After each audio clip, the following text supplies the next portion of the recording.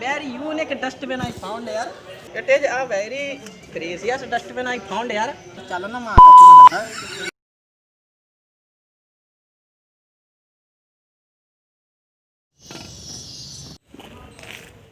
सुरक्षित महसूस हुआ है बहुत क्लास मतलब बहुत बढ़िया है। हेलो गाइस, वी आर समझ रहे हैं कहाँ है।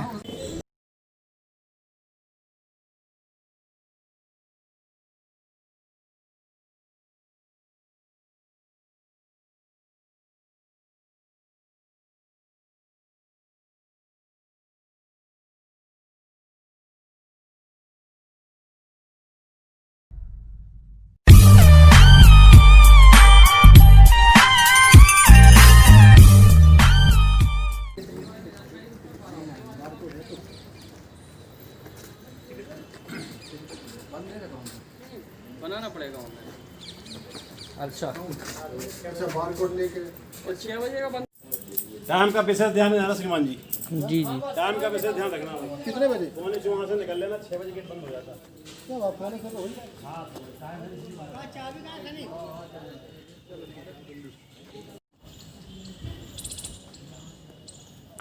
तो झांसी के किले में जैसे ही आप एंटर करेंगे गेट से राइट हैंड पे आएंगे तो आपको दिखेगी एक बड़ा सा स्ट्रक्चर दिखेगा लंबा सा, इसको कहते हैं कड़क बिजली तोप। तो कड़क बिजली तोप इसकी जो बनावट है वो अष्टधातु से बनाई गई है। इसका जो मुंह बनाया गया था वो एक शेर के शेप का बनाया गया था, इसीलिए इसको कहते हैं लायन हेडेड कैनन। और इसको जो ऑपरेट करते थे वो गुलाम गौस खां, जिसका आपने नाम काफ़ी सुना होगा अपनी किताबों में, NCERT किताबों में, और ढाई लक्ष्य के जो सीरियल आते थे उसमें भी आपने देखा होगा। गुलाम गौस खां इनके तोपची जो थे वो उसको ऑपरेट करते थे। इसकी जो रेंज थी वो काफ़ी थी, जिससे कि फायरिंग रेंज में जो जितने भी सराउंडिंग में अगर कोई अटैक करता था तो उसकी फायरिंग रेंज में बड़ी आसानी से आ जाता था। और इसका नाम जो कड़क बिजली तोप जो रखा गया है वो इसलिए रखा गया है क्योंकि इसके चलने पर जो आवाज़ होती थी वो ऐसे लगती थी जैसे बादल गरजने की आवाज़ है, और उसी पर इन्होंने इसका नाम जो रखा था कड़क बिजली तोप। एक जो सीधा रास्ता है वो ऊपर चला जाता है मेन किले की तरफ। नीचे की साइड इसमें एक गणेश मंदिर है, प्राचीन मंदिर है, और एक बारादरी क्षेत्र इसको कहा जाता है, जो कि हम आपको वहीं पे चल के दिखाएंगे। झांसी का किला जैसे काफ़ी लोगों ने देखा होगा, और आप जो लोकल के लोगों ने तो देखा ही होगा कि ये एक पहाड़ी पर स्थित है। ये जिस पहाड़ी पर स्थित है उसका नाम बंगीरा है। असल में ये ओरछा के राजा वीर सिंह जूदेव के रियासत के अंडर में आता था। तो एक बार क्या हुआ कि वीर सिंह जूदेव पर मुग़लों ने अटैक किया, जिसमें कि पेशवा बाजीराव ने वीर सिंह जूदेव की मदद की थी मुग़लों को हराने में। और इसीलिए उस दिन महाराजा जूदेव ने डिसाइड किया था कि अपनी रियासत का एक छोटा सा हिस्सा ये मराठाओं को दे देंगे। उस दिन से ये हिस्सा मराठाओं के अंडर में आ गया था। 1742 में जैसे ही ये रियासत बुंदेलाओं से मराठाओं के पास आई, 1742 से 1757 तक इस किले का सूबेदार का पद निभाया था। 1757 में जब पेशवा ने उनको दोबारा बुला लिया था तो माधव गोविंद काकिरडे और बाबूलाल कन्हाई को यहाँ का सूबेदार नियुक्त किया गया था। 1766 से 69 के बीच में जो अगले सूबेदार यहाँ पर थे वो विश्वास राव थे। विश्वास राव के बाद यहाँ पर डेवलपमेंट काफ़ी अच्छा देखा गया, और जो मंदिरों का डेवलपमेंट यहाँ पर था उसके बाद रघुनाथ राव ने डेवलप किया। तो इस तरह से यहाँ के जो सूबेदार हैं वो कंटिन्यूसली बदलते रहते थे। पेशवाओं के अंडर में था, मराठा से पेशवा आते थे यहाँ पर, जो कि सूबेदार बन के रहते थे यहाँ पर, और इस तरह से यहाँ का राज चलता रहा मराठाओं का।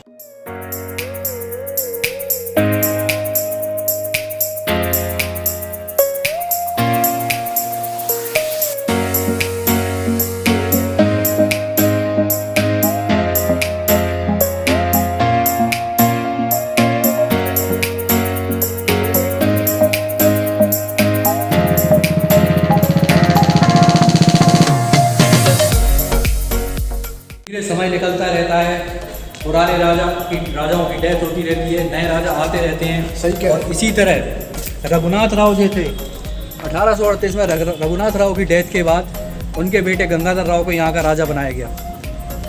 रघुनाथ राव जो इस किले की जो पोजीशन छोड़ गए थे, जो एडमिनिस्ट्रेशन फाइनेंशियल कंडीशन जो थी वो काफ़ी ख़राब थी, इसीलिए गंगाधर राव जो थे वो फाइनेंशियली उन्होंने इसको रिस्टोर किया, और उसको जो फाइनेंशियल कंडीशन थी उसको नॉर्मल की उन्होंने। फिर सन 1842 में उनकी शादी हुई मणिकर्णिका तांबे से, जिनको आज हम महारानी लक्ष्मीबाई के नाम से जानते हैं। तो दोस्तों हम आ गए हैं बारादरी के एरिया में, और ये पूरा एक बारादरी का एरिया है जो कि जो राजा ने अपने भाई के मनोरंजन के लिए बनाया था ये पूरा बारादरी का, जो कि 3 ओर से खुला हुआ है। और इसकी छत पर एक पानी के स्टोरेज की जगह है जहाँ पर पानी स्टोर किया होता था और उसको फिर फुब्बारे के तौर पर यूज़ कर लेते थे वो लोग। और इसके अलावा ये जो बने हुए हैं गुंबद, यहाँ पर राजा और रानी बैठकर उस मनोरंजन का आनंद लेते थे। और सामने एक चबूतरा भी आपको दिख रहा होगा, वहाँ पर भी एक नृत्य का आयोजन होता था जो कि सभी राजा कलाकार उसका आनंद लेते थे। ठीक है, हो गया।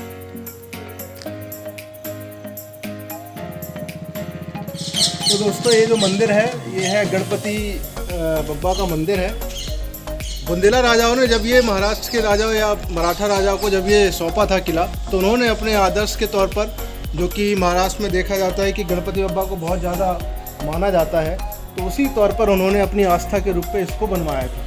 तो ये काफ़ी प्रसिद्ध मंदिर है और काफ़ी ज़्यादा आदर्श है। ये जो आप दीवार देख रहे हैं ये लगभग 4 फुट मोटी दीवार है, जो कि अंग्रेजों के मतलब अंगेस्ट में यूज होती थी। मतलब उनके जो तोप के गोले थे उनको सहने के लिए यूज होती थी। मतलब ये दीवार बनाई गई थी।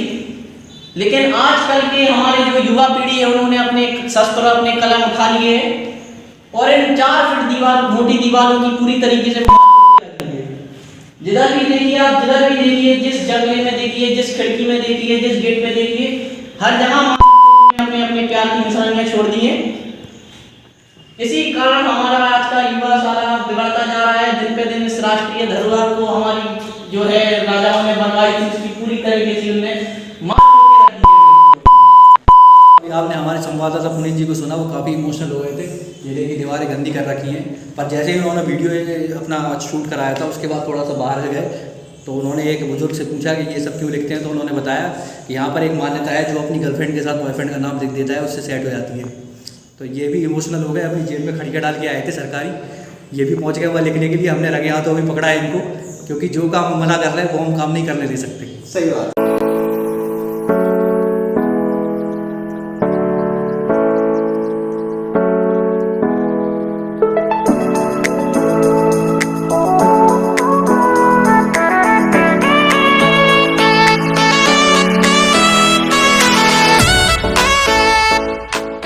तो चलिए दोस्तों, तोप के बाद हम आपको दिखाते हैं कुछ और वेपन। जैसे कि ये आप देख सकते हैं, ये है एक मशीन गन और इसके बारे में डिटेल से आपको बताने जा रहे हैं। तो ये जो मशीन गन थी इसने भी काफ़ी महत्वपूर्ण भूमिका निभाई है लड़ाई के दौरान, और इससे भी काफ़ी अच्छी रेंज पर हम इसको मार सकते हैं दुश्मनों को, और काफ़ी इसने मदद भी करी थी। तो इसी प्रकार से बहुत सारे वेपन यहाँ पर मौजूद हैं, एक एक करके हम आपको सारी चीज़ें बताएँगे। तो बने रहिए वीडियो के साथ, कंटिन्यू आगे आपको और से वेपन भी दिखा रहे हैं। तो फ्रेंड्स, वेपन्स की सीरीज़ में ये थर्ड जो वेपन है ये उस टाइम का हाउट्ज़र है। हाउट्ज़र आप समझते होंगे, जैसे कि बोफोर्स हमारे आर्मी के पास है, उसमें से ये उस टाइम होती थी। इनका जो फायर होता था, तो जो बाहर एनिमी खड़ा होता था उसको इस रेंज में कवर करने के लिए होता था। जैसे कि आपने टीवी में भी बोफोर्स की चलते हुए देखा है। तो गेट पर ये इसके गेट के ऊपर से फायर करती थी और एनिमी पे अटैक करती थी। इसकी रेंज का तो हमें ठीक ठाक पता नहीं, पर इसकी मारक क्षमता कम से कम 100 फीट जरूर होगी। तो अभी हम जिस बिल्डिंग के सामने खड़े हैं इसको पंचमहल कहा जाता था। पंचमहल इसलिए कहा जाता था क्योंकि ये टोटल 5 स्टोरी बिल्डिंग थी। हो सकता है इसके नीचे तलघर को भी काउंट करते हो, क्योंकि ऊपर हमें दिख नहीं रही है, और और हम इसके अंदर जा भी नहीं सकते क्योंकि ये बोर्ड लगा रखा है work is in under construction. तो कभी फिर हम जब ये कंस्ट्रक्शन कंप्लीट हो जाएगा फिर हम आपको ज़रूर दिखाएंगे अंदर से। और ये बिल्डिंग जो है वो वीर सिंह जूदेव ने बनाई थी, और इसके जो 5 तल थे, अंग्रेज़ों ने जब अटैक किया था इस पर, तो उन 5 तलों का रानी लक्ष्मीबाई ने उपयोग किया था। जितना भी उनका लेडीज़ स्टाफ था, जिसको हम कहेंगे दासी वगैरह, या फिर जो भी उनके परिवारजन था, उनको उन्होंने यहीं छुपाया था। Thank you. ये किला आर्कियोलॉजिकल सर्वे ऑफ इंडिया के अंडर में आया है, तब से उन्होंने इसका रखरखाव बहुत ही बेहतरीन तरीके से किया है। जैसे कि आप देख रहे हैं, पार्क मैनेजमेंट बहुत अच्छा है। और ये जो आप ग्राउंड देख रहे हैं सामने, घास का मैदान जो देख रहे हैं, यहाँ पर लाइट एंड साउंड प्रोग्राम होता है। यहाँ पर हर रात को वो होता है। तो जो भी इस शहर के नहीं हैं और जो हमारा वीडियो देखेंगे इस शहर के हैं भी और नहीं भी हैं, और जिनको इस बारे में पता नहीं था, वो ज़रूर इस ग्राउंड पर एक बार आएँ और लाइट एंड साउंड जो प्रोग्राम है उसका मजा लें। जैसा कि आप देख रहे हैं, ये जंपिंग स्पॉट का बोर्ड लगा हुआ है। तो हम अभी आपको वहीं जंपिंग स्पॉट लेके जा रहे हैं। और जहाँ से जंपिंग स्पॉट का मतलब है रानी लक्ष्मीबाई अपने घोड़े से जहाँ से कूदी थी अंग्रेज़ों से क्योंकि अंग्रेज़ों ने चारों तरफ से किले को घेर रखा था और उनसे बचने के लिए वहाँ से कूदी थी ताकि इकट्ठा अंग्रेज़ उन पर अटैक ना कर दें। और जगह वो अभी हमें बहुत छोटी लग रही है और नीची लग रही है, और उस टाइम इतनी मिट्टी वहाँ पर इकट्ठी नहीं हुई थी और कम से कम 100-150 फुट की वो ऊंचाई रही होगी। आइए।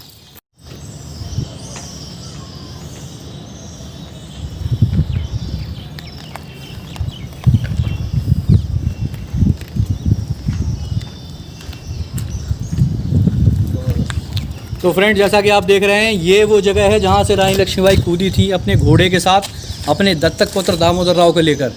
4 से 5 अप्रैल की जो डेट थी, अभी कन्फ्यूज़न है उस डेट पर, तो 4 से 5 अप्रैल की जो डेट थी 1858 में, यहाँ से उन्होंने अपने घोड़े के साथ छलांग लगाई थी अपने जो बेटे थे उनके दामोदर राव को लेकर।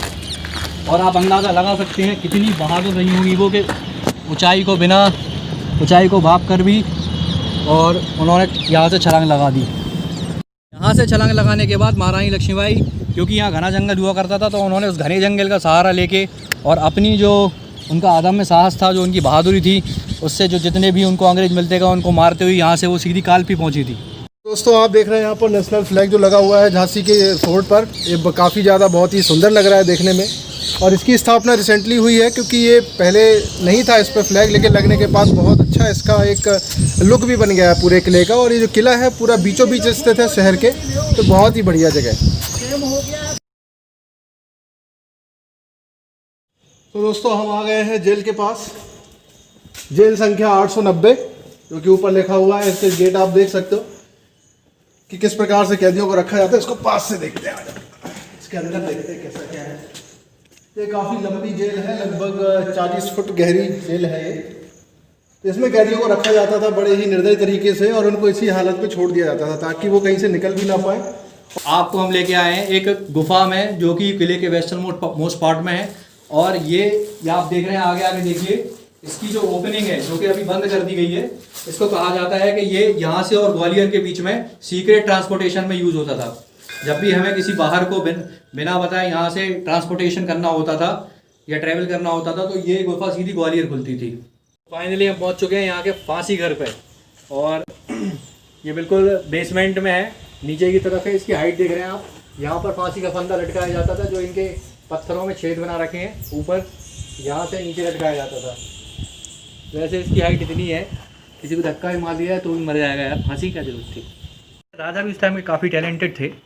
फांसी अगर फांसी लगाना उन्होंने इसीलिए ज़रूरी समझा क्योंकि आदमी को अगर वहाँ से फेंका और बच गया तो फिर क्या होगा, सिक्योरिटी भी जरूरी, इसीलिए गारंटी होती थी फांसी लगाने को मरने की। हम इस किले के आखिरी पड़ाव पे पहुँच गए हैं, जो कि एक प्राचीन शिव मंदिर है। इसके आर्किटेक्चर आप देखिए, पुराने ज़माने का ही लगेगा पूरे तरह से। और ये यहाँ पे जो सूबेदार थे उस समय के, मराठा सूबेदार जो थे नारू शंकर, ये उनके टाइम पे बनाया गया था। इसमें हमें मराठा शैली और बुंदेली शैली दोनों का मिश्रण नज़र आता है इसके बनाने में। इसमें जो शिवलिंग है वो पूरी तरह से ग्रेनाइट की बनी हुई है, और ये भी कहा जाता है कि रानी लक्ष्मीबाई यहाँ पर पूजा करने के लिए आती थी।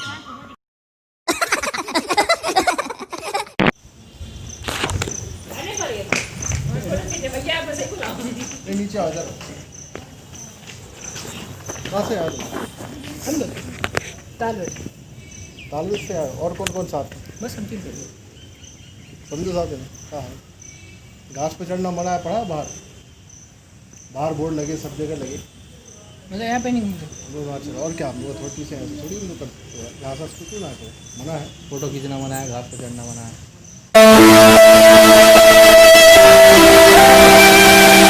मजाक था भाई, मजाक। देखो इधर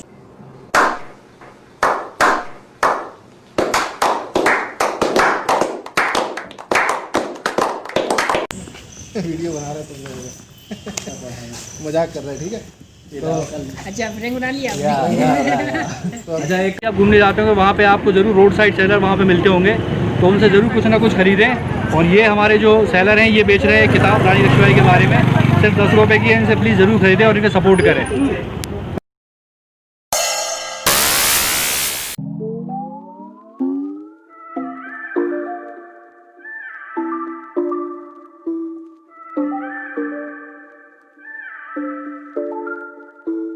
If you come inside with me, I take you places you ain't seen before. Leave your man, he cheap, just tie your laces, pack your bags and